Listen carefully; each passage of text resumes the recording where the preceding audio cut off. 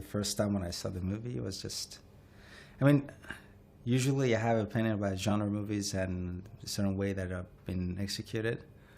That one was so wild, you know, it was just like, you know, unexpected, you know, it's just like, you know, anything could be possible, you know, and I kind of enjoyed it, you know. And the concept, you know, that the fact that everything was happening within the same building, basically. I like that a lot.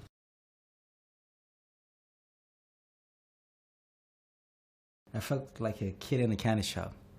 You know, that little 12-year-old boy within you that, you know, start thinking about, you know, how would I blow up a bridge, you know, or crashing a helicopter in the middle of a Hyde Park, you know, or so that's you know, the fact that, you know, you start, you know, thinking about how to do this movie at all, you know, that's a lot of fun.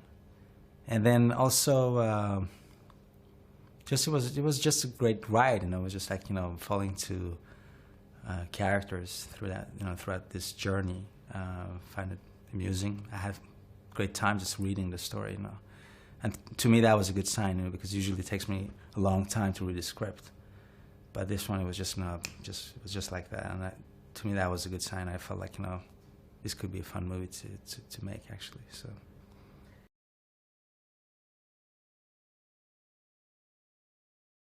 Surprises, moments that you will remember.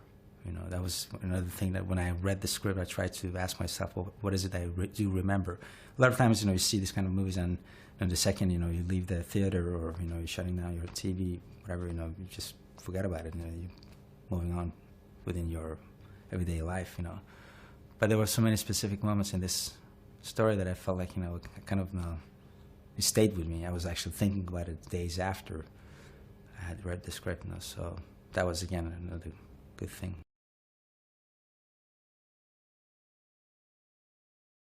This is a couple of years later. They have moved on. Obviously, they have this experience, you know, from those days. And the movie starts with a big surprise, which forces them to go to a journey, which is London, obviously, and then things goes wrong.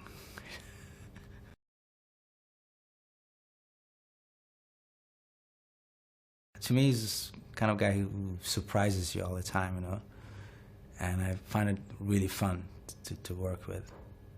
It's like, you know, you have the scene and you have a certain kind of approach, you have an idea, and then once you start to break it down, it suddenly, you know, it shifts, you know, and then it kind of gets a whole new, you know, direction. And I enjoy that a lot. And another thing is that with him is that he cares so much, you know, it's not just like, okay, you want to go from this door to that door, you know, even that means a lot, you know, to him. So it's just fun, great fun. It's like, you know, being, again, back in the, you know, candy shop with your buddy and having fun.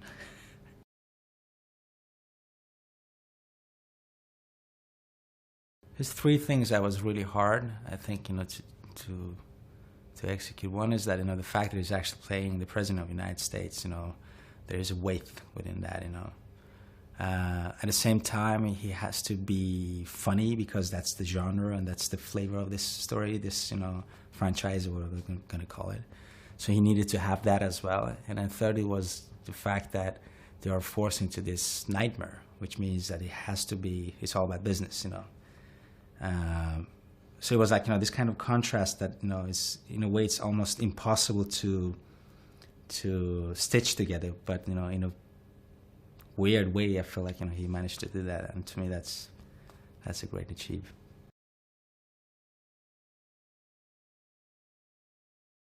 It's just, you know, they're two friends, I would say, you know, and that was the way we saw it, you know, rather than just the Secret Service guy and, you know, the president. It's, I mean, everything they have obviously gone through.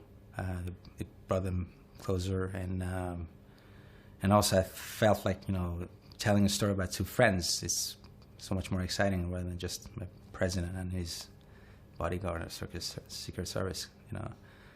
And again, that allows us to find a lot of, you know, great moments within, you know, this journey that these two characters goes through.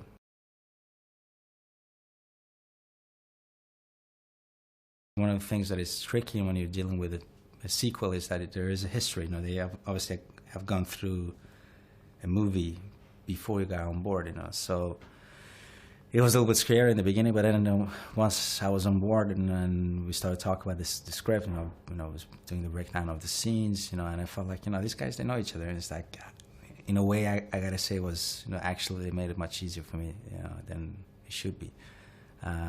They knew the jokes, they knew the, you know, the timing of it, you know. So, and a lot of times I felt like, you know, once we would start shooting, you know, things were happening, and it wasn't that, you know, a bigger stretch for the other one to kind of, you know, latching on that thing and then, you know, move on, you know. So that was great.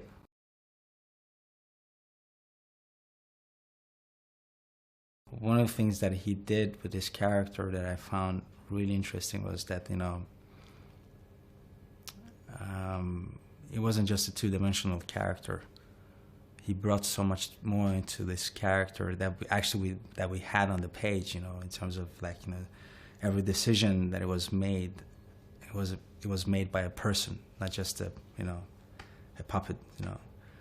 And to me that was really important because, I mean, again, having that said, before, this is an entertaining movie, still we were, you know, portraying, you know, characters within the, you know, White House. So with that comes, you know, some kind of, you know, responsibility, and I felt like, you know, Morgan, you know, he added a lot to that. So to me that meant, you know, it was a great value to that as a storyteller.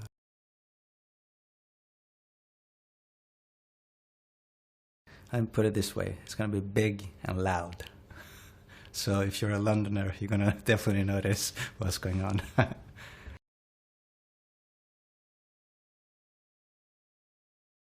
You have a lot of freedom. You can do basically whatever you want, you know, because once you're shooting on location, there is a lot of, you know, restrictions and, you know, stuff that you have to think about.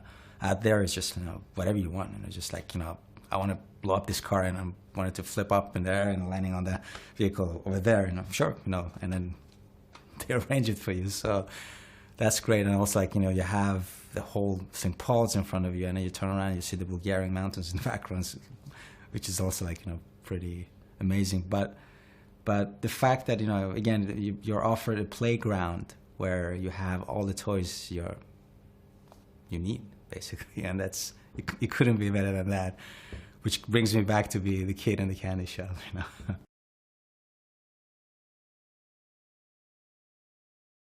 I'm hoping that brings a lot of, you know, joy and, you know, excitement, you know, that's it, basically, that, you know, you will be able to just shut down everything else within 90 minutes or 2 hours, you know, just have fun, you know, go for a great ride, and hopefully this movie that offers the audience in a couple of moments that they will remember as a, you know, action piece, not something they just forget and, you know, they move on to the next movie. That's my main goal.